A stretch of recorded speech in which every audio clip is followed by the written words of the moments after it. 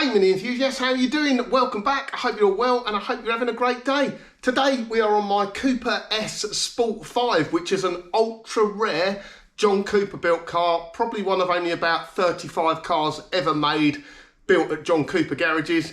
And it has a little issue which I've had for years, which I need to try and fix. So before we start, would you like to win yourself a classic Mini Workshop t-shirt? So I have one here to give away. I have them in medium, large and extra large. If you would like to win one of those for yourself, keep watching the video and I'll show you how at the end. So I've owned this very rare Cooper S Sport 5 for 8 years now, and it's always had this running issue where it runs and drives absolutely fine, but when the engine gets really warm, when you leave it idling, it sounds really rough on idle. Now these were never perfect, they never had camshafts fitted in them or anything like that.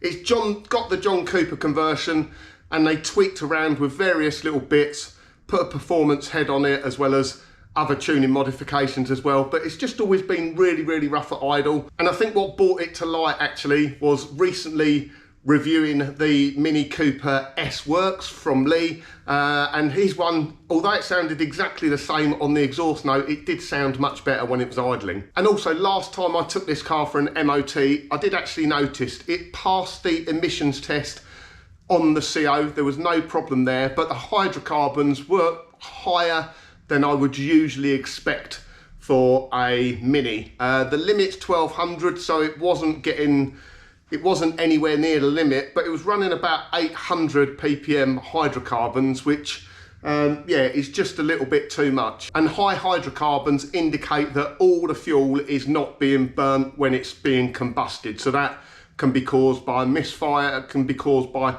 all sorts of things, but generally high hydrocarbons means you've got some problems with your engine. And just before I forget, if you can do me a big favour, if you could pop over to Will Murfitt's channel, check out the video review he's done of my TVR Tamora. I stick a card up here. There'll be a link at the end of the video. It would really help Will out and help grow his channel. People probably don't realise I've done Lee's Cooper Works review recently, and I've done Steve Sayers Mini Moke. The amount of time and effort that go into those videos, it just really doesn't pay back. I mean, Will, including his travel time, would have spent at least 4 hours coming to see me to do the filming, and then probably another 3 or 4 hours editing that video. So a full day's work, and if he does really well on the ad revenue, he might earn 10 or 15 quid out that video. That is, that gives you some idea of what the YouTube earnings are. It's really not much. So if you can check it out, it is a great video. You learn a little bit more about me. So thank you very much. Right, let's get straight into the next bit on the Cooper Sport 5 then.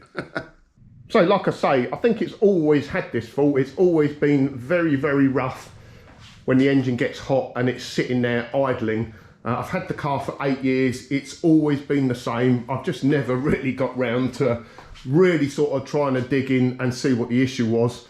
I just assumed that was the way it run because it had the work done by John Cooper garages. But yeah, listening to Lee's a few weeks ago, his just runs much better. So I want to try and dig a little bit deeper and see if I can see what the issue is. First thing we're going to do, we'll do sort of a before and after. I'll show you what the exhaust note sounds like. We'll take it for a drive, get it warmed up, then get it back here and do some testing.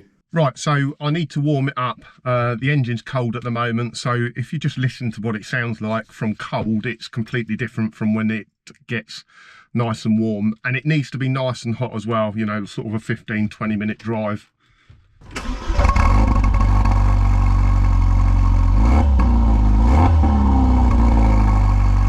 let's just go and get it all warmed up.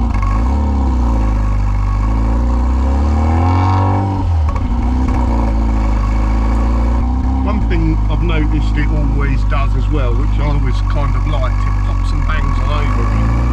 So which will kind of indicate it's probably overfueling.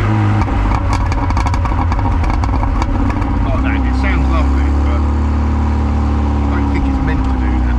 These certainly didn't.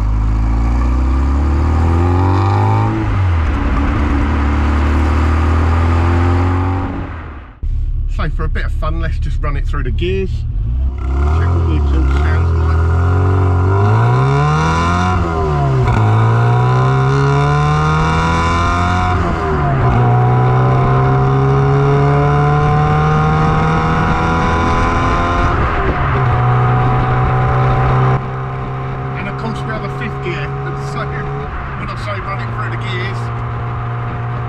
more gears than 99.9% of other minis. So there we go. I'm sure you can probably hear it just sounds really rough. Almost like it's misfiring, but not quite. Right, so one of the first things we're going to do is check for a misfire. So I do apologise, this bit's probably going to be a little bit noisy. It's not misfiring under load or anything like that. So if it was going to be a spark plug or a lead problem, it would be more prominent when you were trying to accelerate. This is really just, it runs absolutely beautifully. It's just really, really rough idle. As soon as you're off on idle, absolutely fine. And it's not like a total misfire on idle. So we're going to pull the plug leads off one by one. What we're looking for is an RPM drop. So when I pull the plug lead off, the RPM should probably drop by maybe 100 RPM, something like that, 150. You should just hear the note change as it drops. If it drops, that is good. That means that cylinder was firing fine. And you'll hear when I put it back on, it will pick up again. So let's try that.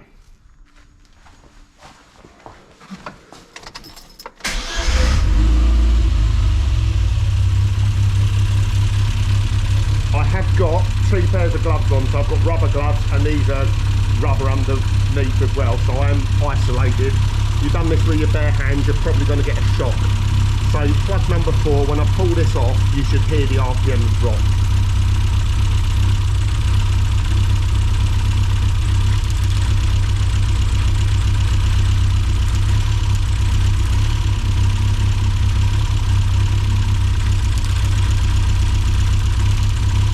So there's no real noticeable RPM drop there. Like I say, it should drop and then pick back up again.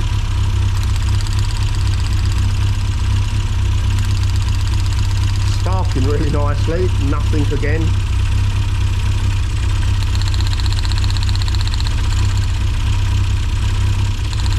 Again, not really prominent.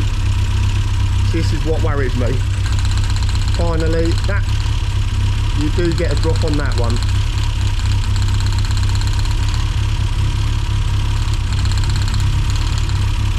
So yeah, that's what's confusing me a little bit. There's no profound RPM drop there. The first thing I'm going to do, just to sort of discount it as an issue, is I'm going to whack a new set of plugs in. Right, so there's our 4 spark plugs. They are BPR 6 ES in these, so resistor plugs, but keep in mind this is a more modern classic mini with a I think it's wasted spark ignition coil pack, much more powerful than you know, old points and condenser and distributor setup would be. So resistor plugs are fine in this. All the plugs look pretty spot on, to be honest, but I will replace them. Just try it with new plugs just to see if it's any different. Obviously it feels like we've got, it's like all the cylinders are all sort of not firing properly on idle, which does lead me more to think it's a fueling issue. It could still be things like, it could be a head gasket, we could have a combustion leak, it could be the valves too tight, so when it heats up, if the valve clearances are too tight, then the valves could be leaking. But I know the valve clearances are fine because I've done them. They're set at 15 thou. I have also done the head gasket in the past and it's not giving any other signs of head gasket. So I think while we're here, we'll just do a quick compression test on all 4 and see what we get. So we'll start with plug number 1 and we'll go along 1 to 4. I'm not expecting there to be a compression problem, but let's check it anyway.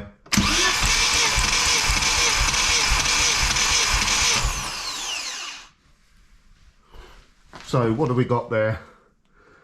150, probably about 155 psi. We'll check all 4. And that's hot as well. The engine is obviously up to temperature, which can make a difference.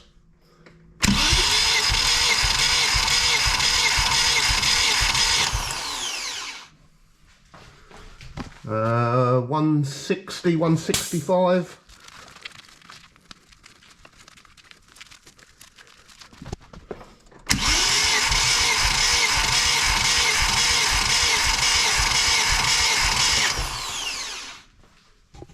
That's shot up right at the end there, but about 165 again.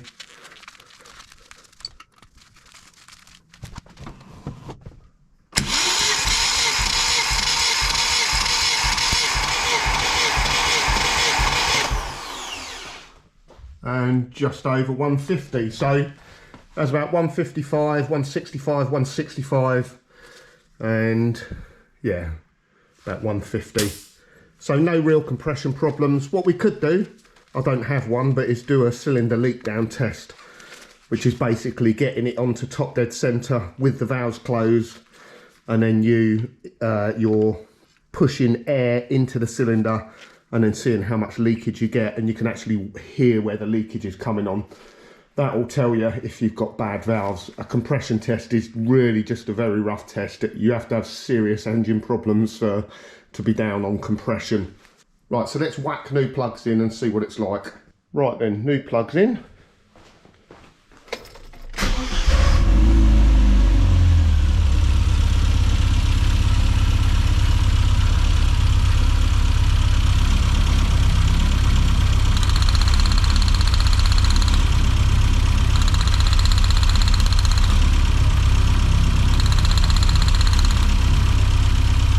Again, I am getting a bit of a drop, but it's really not that noticeable.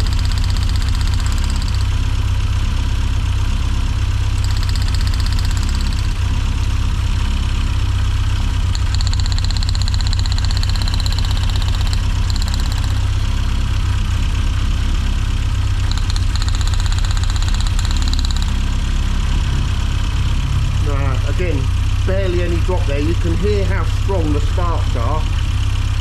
So yeah, back to the drawing board.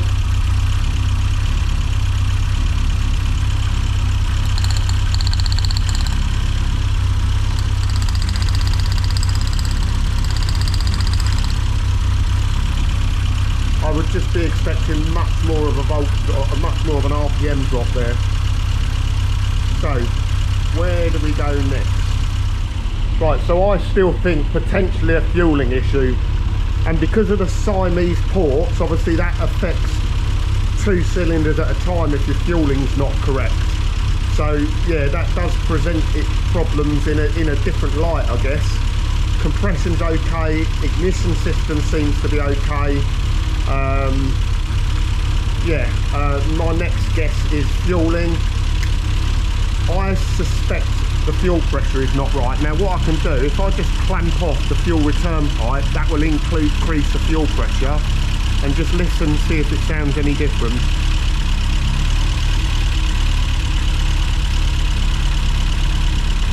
And off. So when I clamped that, it immediately picked up probably about 50 RPM.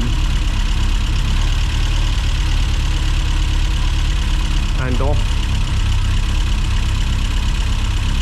Now obviously by clamping it, I am increasing the amount of fuel going in anyway momentarily, because there's more pressure there. The opening times of the injectors is going to stay the same, so it's going to be injecting more fuel because it's at a higher pressure under the injector duration. And what will happen is the oxygen sensor, the O2 sensor in the car will pick that up and try to correct.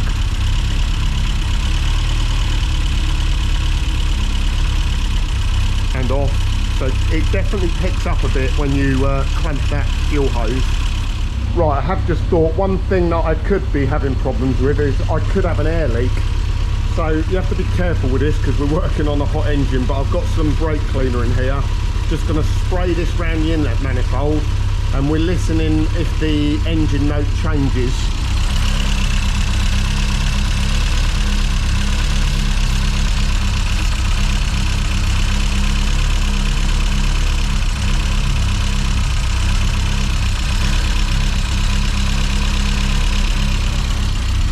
Not really, although there is a little bit of an increase on that one from like when it's sprayed around the injector here, so maybe I've got a bit of an air leak.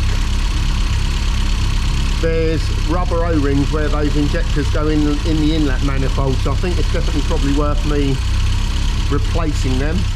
Right, so I want to now be able to check the fuel pressure One of my hunches actually, so when they built these cars at John Cooper's, the early conversions, John Cooper built cars like this one, they played around with the fuel pressure, but they done it in a very crude way, so I'm told. This may be folklore fiction, but I was told by someone very, very close to John Cooper's that knew how they done things down there, that on the early MPIs, all they did was take out the fuel pressure regulator, which is this part here. So basically it's just a diaphragm with a spring above it. There is this vacuum as well. This vacuum goes to the inlet manifold and basically compensates or adjusts for manifold pressure when the manifold is under vacuum.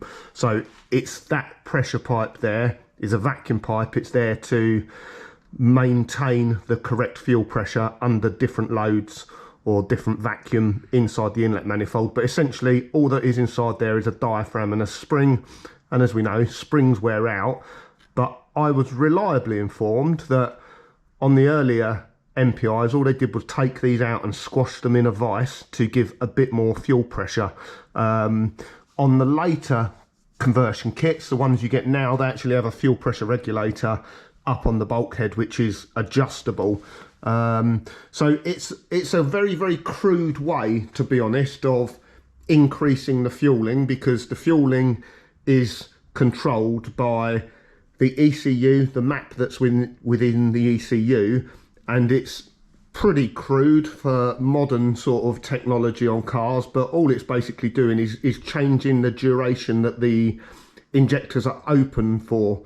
So, you know, the longer they're open, the more fuel pressure going in. But then if you increase the pressure as well, they're open for the same amount of time, but deliver more fuel because it's under a higher pressure. Like I say, very, very crude. I mean, when these cars come out, and, you know, nearly 30 years old now, I used to think this was wizardry. And people still do look under the bonnets of MPIs and they're scared by them. But honestly, compared to a modern petrol injection system, they are very crude, very basic. They're not fly-by-wire, so you've still got a throttle cable. You know, the car doesn't know what the fuel pressure is. There's no fuel pressure sensors or anything like that on it. So you can fool it, but it is a crude way of doing it. So what I need to do is find a way of testing the fuel pressure while the engine is running. Now what I've done for that, I went on eBay and I bought a fuel pressure testing kit. This was 18 quid. So hopefully I've got the right fittings in there I need to be able to rig this up so I can see what the fuel pressure is. And we're looking for around about 3 bar, so I'm told. I think 3 bar was standard. So, you know, I'd just be happy to see standard pressure there. You will notice, or you might notice in the background, I have been playing around with diagnostics as well. So I borrowed this kit from work. It's a Bosch KTS unit. A later Mini like this, and an MPI Mini, has an OBD2 connector. So it has European onboard diagnostics for testing for basically emissions. So anything related to the emissions, it will monitor, register fault codes. Unfortunately, I cannot get it to communicate for some reason. So that's a job problem for another day. I don't think it's going to tell me much with the diagnostics anyway. I think this is a bit of hands-on testing. So what I need to do, so the fuel comes from the fuel pump, which is the orange pipe, into the fuel rail, and then at the end of the fuel rail is a pressure regulator.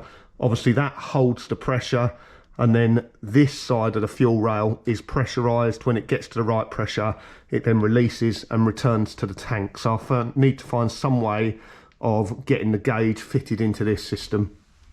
Right, I really didn't want to have to do this, but there wasn't the right connector in there to allow me to tap into the existing fuel supply without cutting it. So what I've had to do is cut the feed pipe. So it's got this quick connector at the bottom, insert this T-piece, and then that connects up to the gauge. So I just need to get this up now. I didn't want to cut the hose, because that means once this is all done and all sorted out, I should probably replace it. We don't want joiners where there shouldn't be joiners. So let me connect that up and hopefully we can get a fuel pressure reading then. Right, so I've got that mounted in the right place now, or propped up. just extra caution if you're doing anything on a fuel system like this. Ideally be doing it outside, but I've got the garage door open. If anything goes wrong, we are wheeling the car out. I do have fire extinguishers around the garage as well. So we should see fuel pressure as soon as we turn the ignition on, because it will prime. So without even starting it, so let's go, see what we get. Ah, okay. Did you hear the fuel pressure regulator release then as well? Let me try that again.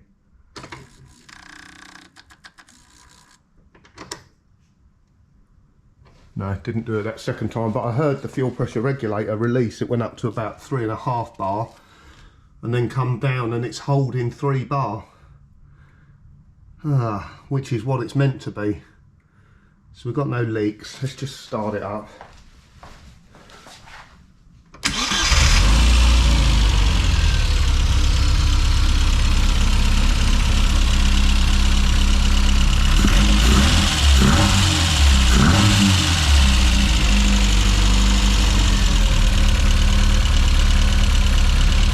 When I was talking about the vacuum earlier, the vacuum on the diaphragm compensates for manifold pressure, and you'll see that on the fuel reading.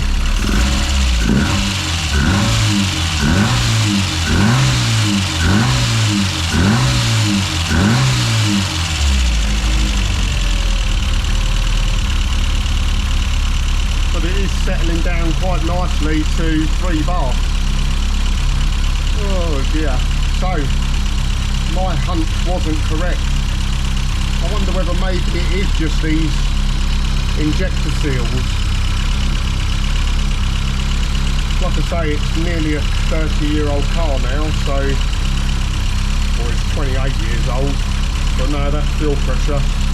Don't really see a problem with that.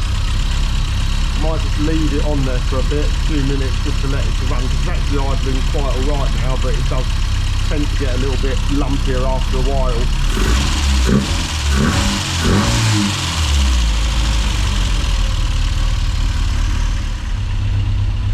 Well, it's been running a while now. I've done the same, gone along with all the plugs, just disconnected, and again, you know, no definite RPM drop from each cylinder. It's just like they're all misfiring a little bit, but the fuel pressure is remaining bang on 3 bar. Yeah, and as I say, it's doing exactly what it should be with the fuel pressure regulator.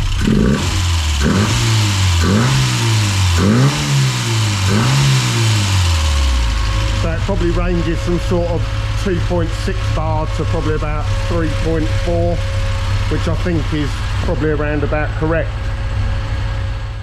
So frustrating that, because you kind of, or I'd certainly got it in my head that it was a fuel pressure problem, but certainly doesn't seem to be. Maybe I'll fiddle around a little bit more, try and get the diagnostics connected up. Yeah, it becomes like a bit of like roll the dice, the diagnostic dice. I certainly think certainly one of those injectors seems to be leaking a bit of air, so it probably needs new injector seals. I might even see if I can get a pair of injectors for it. So yeah, I think that's probably it for this video. A little bit frustrating, because I really got it in my mind that I had a fuel pressure problem. Obviously I need to put this all back to normal now, do a bit of searching on the internet, and you know, if I can replace the injectors, I'll probably just replace them, because they're quite old, and then go from there. Right, so that's all that back together. I'm going to park it back up for the moment. This little fuel pressure testing kit, great. It didn't have the bits I needed in it, but I managed to fashion something up anyway. I used this T-piece connector in there. Like I say, fantastic value, 18 quid, including postage, off eBay. They do more comprehensive kits with additional adapters in it, but for just a Mini, this is probably fine, to be honest. I will use this again, because when we do the Super City, I'll need to be knowing what the fuel pressure is. And if you do just run a carburetted Mini as well, it's very, very important, as you'll see on AC Dodd videos, to make sure that you're running the correct fuel pressure for the carburetor, the setup you've got on the car, because there are various different types of fuel pumps with various different run at different pressures, and you can have a fuel pump that doesn't match the carburetor, and you can have all sorts of problems with needle valves getting stuck, float bowls flooding, all sorts of things. So it's for 18 quid, it's worth investing in. If you're wondering, so I was a little bit disappointed I did have to cut that hose. All that is very discreet now, you can barely see it. I just used like a brass hose joiner in there. When I do get a chance, I will replace that hose completely. So I hope you enjoyed today's video. I'm a little bit disappointed, didn't get to the bottom of it, but that's how it works with diagnostics sometimes. Don't always get it right first time. Thanks for watching. Give it a thumbs up if you enjoyed it. If you're not a subscriber, please do consider subscribing. Drop me a comment, I read all the comments. If you've got an MPI Mini like this and it runs like a dog on idle, let me know about it. Or if you've had this problem before, let me know, because I'm really not sure now. I think maybe the injectors, but yeah, we'll see. So before we finish the video, I'm sure you want to know how you bag yourself one of those classic Mini Workshop t-shirts. I've got one to give away, either medium, large or extra large. All you have to do is get in the comments. You may know this, you may be able to guess, or go and check out Will Murfitt's video review on my TVR Tamora. Just drop a comment down the bottom with the 3 TVRs I have owned in my lifetime in the correct order. I'll do a random comment picker, and the first comment to come out with the correct answers, I will send you out a classic Mini Workshop t-shirt. So good luck.